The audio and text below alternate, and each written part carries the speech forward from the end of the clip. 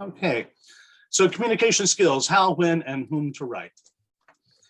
So before I get started delving into how, when, and whom, just going to remind everyone of the whole group of the 5 W's that you need to remember when you're doing your writing and you're communicating. Who, why, what, when, and where. Hopefully all of you have come across this before, but if you have not, this will enable you to thermos as well. This will enable you to focus things when you're doing your writing a little bit more concisely. So very briefly, who is it you're trying to reach?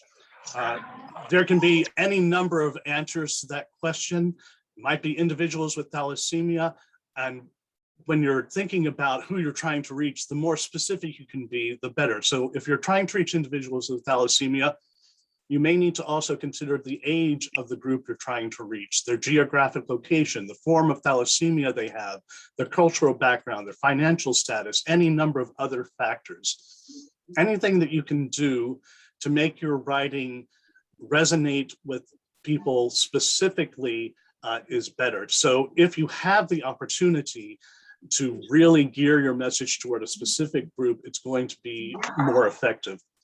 You may be reaching other groups, family members of individuals with thalassemia healthcare providers, government officials or agencies, funders, potential funders, or supporters and potential supporters. So just remembering who you're trying to reach is important. Why are you trying to reach them?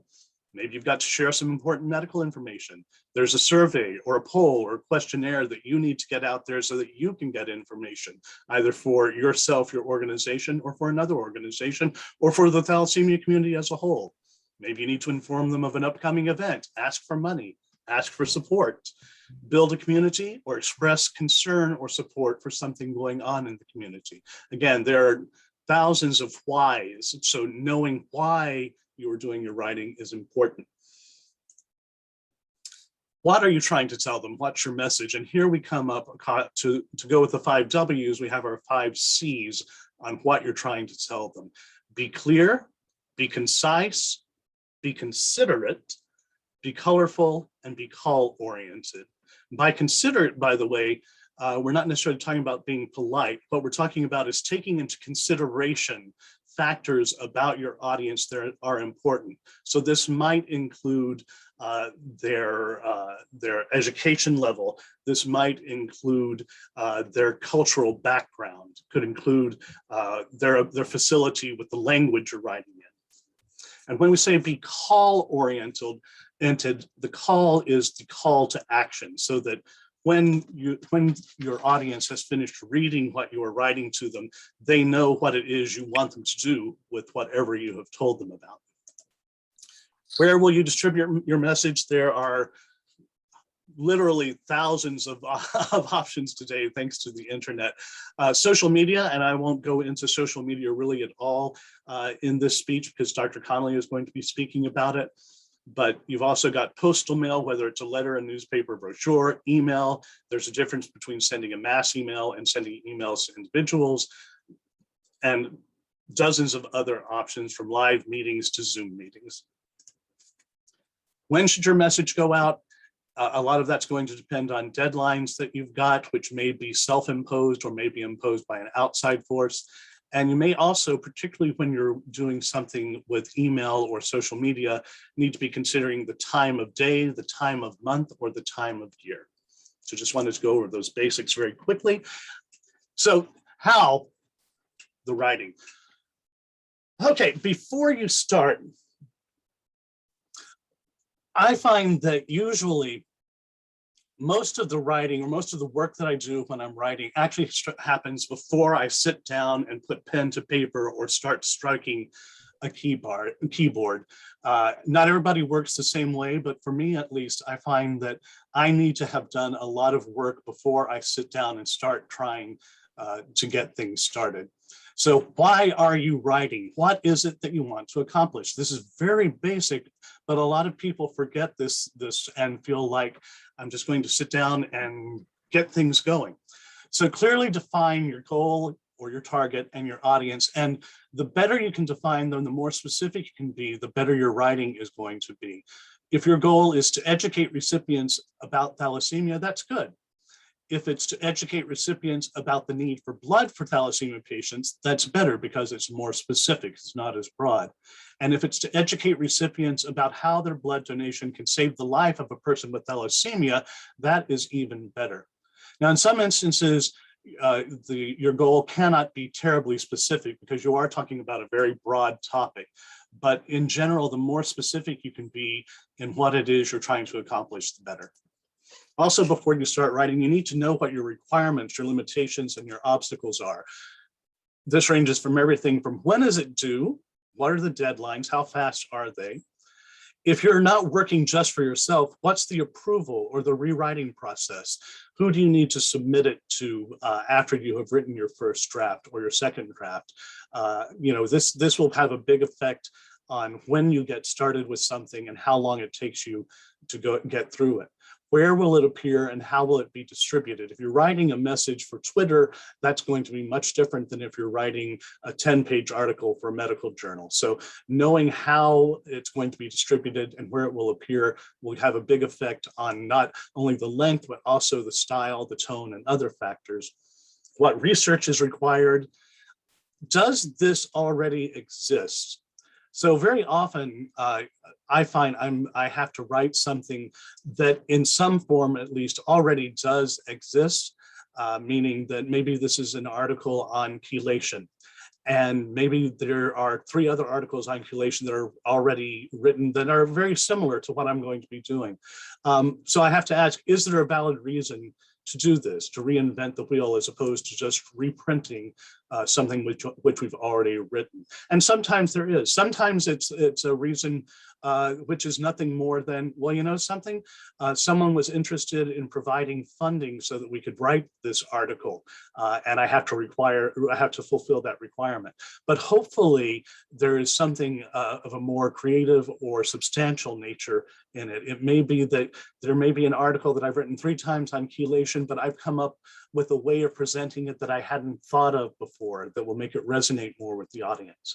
Also, does this fit into an overarching communications plan or project? And if so, in what way? What needs to be considered? If there is a project where we're writing an entire book on thalassemia and I'm writing 1 chapter, I need to know how it fits in with what's come before it and what's going to come after it so that I'm not repeating needlessly information that has already been given. Also, in this, we get into the actual writing of it. I like to use outlines. I used to hate outlines. When I was in college, outlines were the bane of my existence. Now I love outlines. So don't be afraid of them. I used to think of them as a waste of time. Why do I need to write an outline?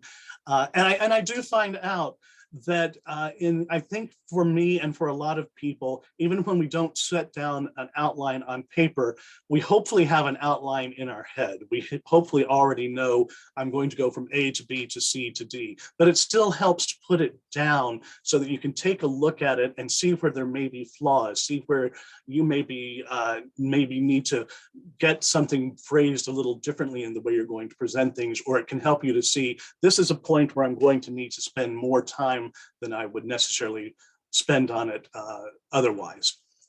Okay. So writing is all about text, but I find that I actually am a very visual writer in a lot of ways. So there's a story, I don't know if everyone here knows the musical West Side Story. Hopefully many of you are familiar with it. But there's a song in it called Maria, which is a man singing all about this beautiful name Maria and how in love he is with this woman named Maria. And when the lyricist, who was young when he wrote it, took it to the director originally for it to be staged, the director said to him, "So what's happening in this?" And the guy's like, "Oh, well, he's met this girl named Maria and he's singing Maria, Maria. I've just met a girl named Maria." The director says, "And then what happens?" And he says, "Well, then he says, and I've just met a girl named Maria." And the director said to him, "Okay, now you try to stage this." And what he meant by that was, you have written a song, but you haven't figured out what is important about the song, what's happening in it. And the same thing happens here when you're writing a piece. You need to visualize how the whole story, the whole article is going to come together. If it's going to be on a printed page, you need to have an idea of what kind of visuals are going to accompany it, maybe where the visuals are going to be, and how you can use those visuals, because that can affect how you're going to be writing. Just like, and I included a couple of comic strip panels here, when a person is working on a comic book or a comic strip, they want the text and the visuals to complement and work well with each other. So they have designed the whole page with that in mind. And to an extent, I think it helps you as a writer to realize how visual elements may affect what you're writing.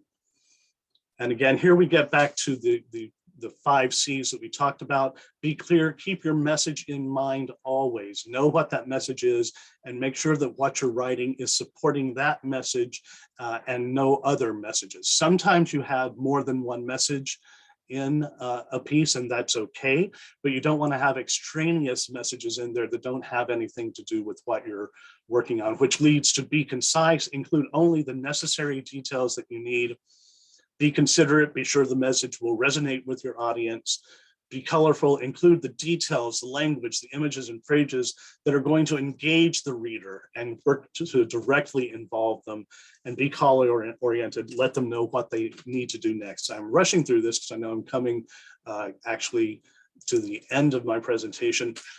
This is one of the most important slides I have on the how. Read through the draft and edit, and then keep reading through it and editing it again and again and again and again and again and again, and then ask someone else to read through the draft, and then curse because you're going to be so upset that they found 3 things wrong with this that you did not find before. So revising is very important, as is asking someone else to take a look at it so that you can see what's going on that you're not aware of. Most important thing to remember was that you have a story that no one else has.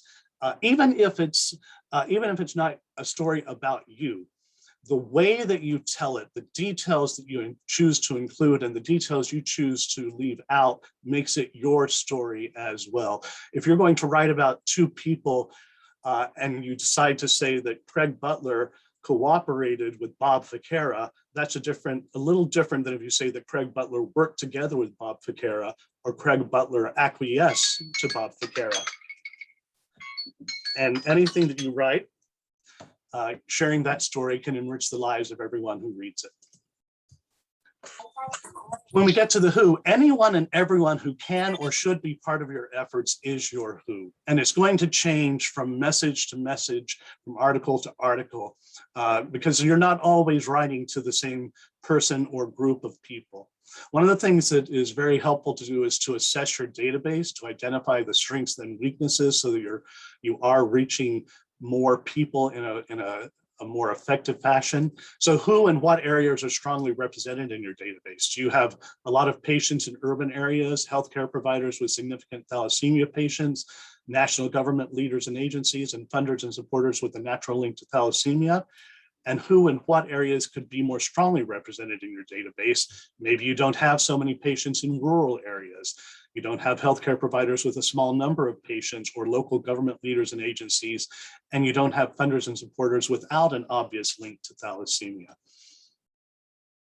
So you may need to try to do your work to try to increase your representation in those areas. Also with the who, what are your needs?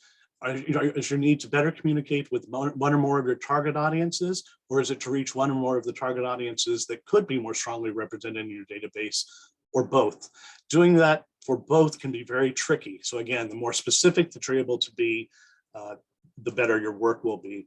Assess your current communications with your audiences, find out what you're doing that satisfies your audiences and where your efforts are lacking. You may do this through a focus group, maybe through a survey, a poll, or a questionnaire. But I also have to say, I do think that there can be value in this, but there's not always the value that they think there's going to be. Survey biases can be very, very easy to fall into, particularly when you're dealing with small numbers. So, be aware of that and try to think about what might be some of the biases you're going to encounter. Also be aware that you may find information that isn't what you were looking for, that may actually be very valuable for you. And I say this with one particular thing in mind. We had done a survey recently, and just in one of the open comments, I received a comment from one person that said that they didn't like the fact that we always focus on profiling the same people in the work that we do at the foundation. And that's actually not true. If you look, there are a lot of different people that we profile, a lot of patients or doctors, mostly patients that we profile. But that was something that was true for that person. And so it told me not that we're not doing a good job of profiling a variety of people, but that we're not doing a good enough job of letting our audience know that we're profiling a wide variety of people. Develop a plan for reaching your target audiences based on your available resources. This may mean list acquisition, reaching out to patients, healthcare providers, advertising, scouring the internet to try to find groups or patients or other people that might be good to be on your list, and just researching. I'm trying to wrap this up quickly. When do you communicate? All the time. It's always better to over communicate than under communicate. Social media has its own ideas about when it's best to post, and I imagine Dr. Connolly may or may not get into that. With mass emails, so this information I'm going to present here, this is what is kind of generally acknowledged by a lot of people to be the recommendation based on research that's been done, which is try to do your mass emails on a Tuesday or a Thursday, or as a third choice on a Wednesday. Avoid Friday, Saturday, Sunday, and Monday. Your good times are usually 9 to 10 in the morning, 2 to 3 in the afternoon, or 7 to 10 at night. But all of this is a big maybe. Every audience is different, and you may find that for whatever reason, your audience loves to get emails on the weekend. And if that's the case, send them out then. You really don't know until you try this. When you're using a fundraising direct mail appeal, trying to do it near but in advance of a feel-good holiday, like in the United States, Christmas is usually good. You've got people kind of in a giving frame of mind, so it's good to reach out to them then. And government agencies and officials always in advance of votes, discussions, or legislation concerning thalassemia. One last thing about when, please develop a communications calendar that has dates and recurrences for all of your regularly scheduled communications, and you can add the unscheduled communications as they arise, but having the calendar really helps you to organize things and keeps you from getting in situations where you're finding yourself saying, why didn't I get a mailing out in time for X? Or why wasn't I able to get those mass emails out earlier than I got them out? And one last thing, a final thought, something that I always say to myself, the key to good writing is good questioning. So the more questions that you have, the better your writing is going to be, because it's going to lead you down different paths. So let your questions lead you. I've gone over time and I apologize for that, but I will now stop sharing my screen